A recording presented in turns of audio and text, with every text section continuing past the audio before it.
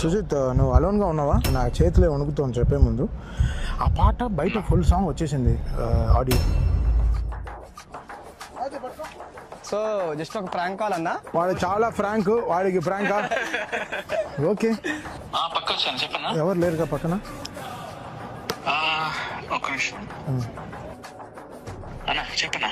సుజిత్, అది చిన్న ఇష్యూ, అంటే చిన్న ఇష్యూ అని చెప్పలేదు. నా చేతిలో వణుకుతోంది చెప్పే ముందు.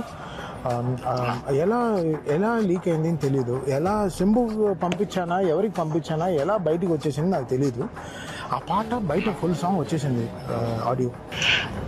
నాకు అసలు అర్థం కావట్లేదు ఏం చేయాలని. మన టీం నుంచి అంటే అదే మన టీం నుంచి ఎలా వెళ్ళిందని ఆలోచిస్తున్నా. మనం సార్ట్ చేసుకుంటే అంటే మనం ఇప్పుడు ఎక్కడి నుంచి వచ్చింది అనేది ఇంకా వాట్సాప్ ఫార్వర్డే. సో అది భయంగా ఉంది నాకు. నాకు జస్ట్ గులాబ్ జామ్స్ నోట్లో వచ్చేసాయి.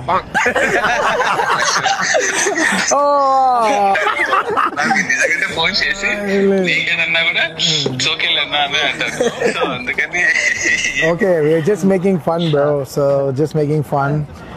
అది ఎలా బ్రో లీక్ చేస్తాం? అసలు వదులుతామా? అసలు లాక్లు వేసే నవతాలు లాక్లు ఏమో ఫోన్లకి, అంత జాగ్రత్త చూసుకోము మనం. అంత 5 సాంగ్ గురించి బయటికి రాకుండా ఉండడమే అసలు చాలా గ్రేట్.